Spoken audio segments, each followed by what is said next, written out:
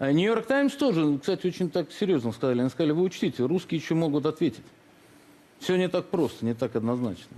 Но ясно, что мы вот с этим законом вступили в абсолютно новый этап. То есть, если это не горячая война, то точно экономическая. Точно экономическая война. И все надежды, как правильно говорил Семен Аркадьевич, наших представителей там, ряда экономических школ, что вот сейчас рассосется отношения, наладится и все будет хорошо, то есть можно забыть. Это просто данность. То есть ясно, что вот забыть. Владимир Вольфович, о чем надо помнить? Надо помнить, что... О флоте, об армии надо помнить. Надо помнить, что аналогичная ситуация складывалась и лет 30 назад, но тогда в Кремле был другой человек. Слабый, мягкий, добродушный, я имею в виду Горбачев. И у них получилось в чем-то. Сейчас они не учитывают. А я думаю, что сейчас такие же сложные условия создадут. Я бы назвал этот закон изматывающий, на измор. Вот что будут русские делать, если жестко выполнять этот закон. Вот мы, так сказать, они этого вот не учитывают. Они думают, что здесь может быть Киевский Майдан. Не понимают, что никогда не будет. Вся страна выйдет и вытопчет, если там где-то один появится мухоморчик, так сказать. Интересная была статья. Да. Они говорят, как отреагировали русские на введение новых санкций. С радостью. С радостью, да. Да. То есть американцы вообще не понимают, они говорят, это как? А у нас, то есть, мы такой интересный народ, что для того, чтобы развиваться, нам надо, чтобы на нас сверху надавили. Да Сами мы не можем. А вот пока нам трудности не создадут, мы их не преодолеваем. Да нет, я хочу, чтобы люди занимались каждый своим делом, так сказать. А мое дело вот здесь убеждать. Потому что я 70 лет слышу неверную пропаганду. И мы от нее страдаем. Вот посмотрите, этот закон вы ни разу здесь не пронесли. А почему в основном экономические санкции против нас?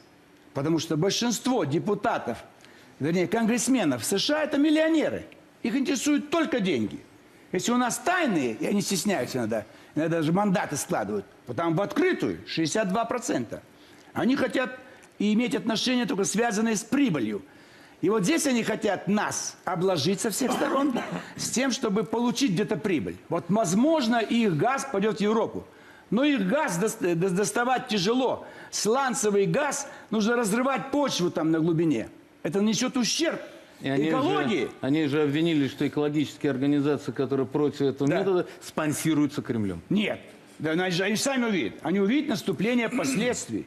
Второе. Сколько нужно танкеров, чтобы провести Европу этим газом снабдить? Весь Атлантический океан будет идти сплошные танкера.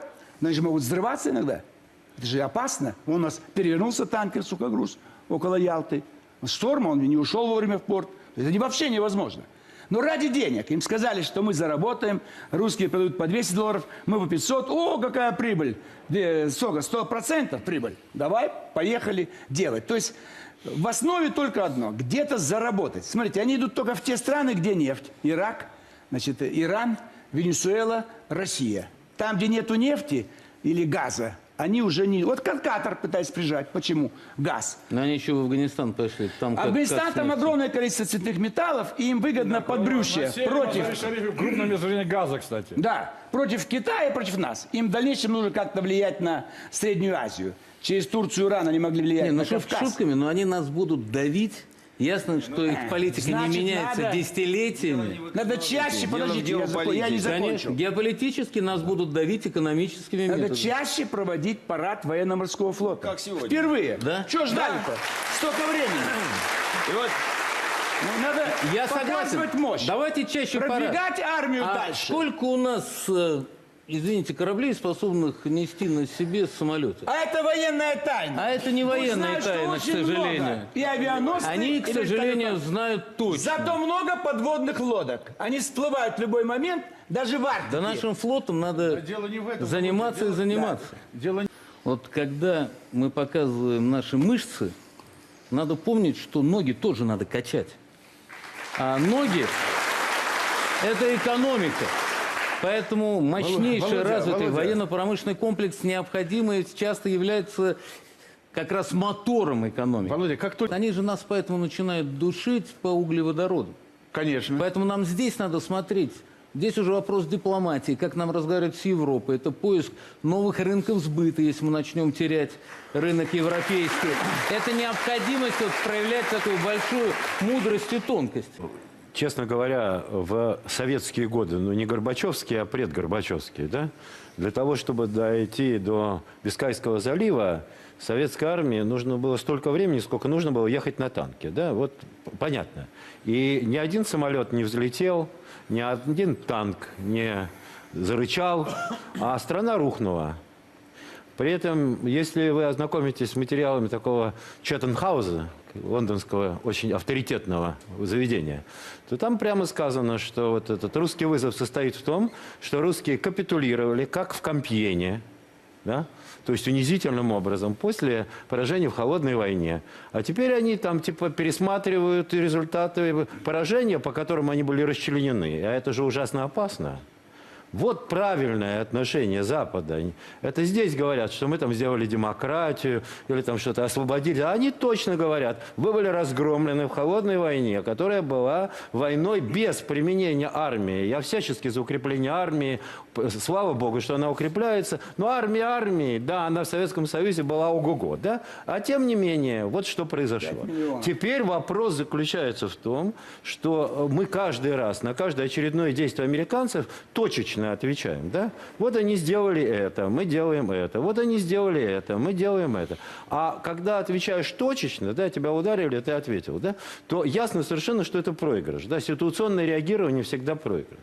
Единственное, что, по-моему, надо признать, это то, что никогда не будет этого сближения, этого вхождения, этих равноправных отношений с Америкой. Их просто не будет, потому что они не могут быть. Есть понятие воли к власти, мировое господство, геополитические интересы. Трамп, не Трамп, тот, другой. Можно лавировать, можно, так сказать, соблазнять чем-то, можно играть как угодно, можно затаскивать их в те регионы, в которые нам выгодно подать дальше от нас, пусть они там выясняют с кем-нибудь отношения лет 25-30, цены на нефть возрастут. Многое можно делать, но только одно не надо делать, испытывать тех иллюзий, на основе которых рухнул Советский Союз и все остальное. Второй раз это делать нельзя.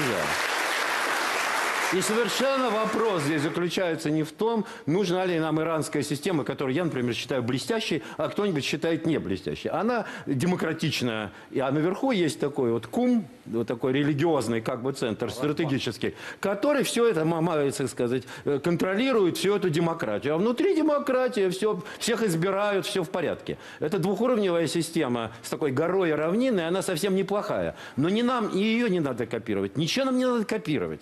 И не надо нам сворачивать демократию. Нам надо раз и навсегда сказать, что они никогда не будут элементом мировой политики, с которой мы сблизимся. Все.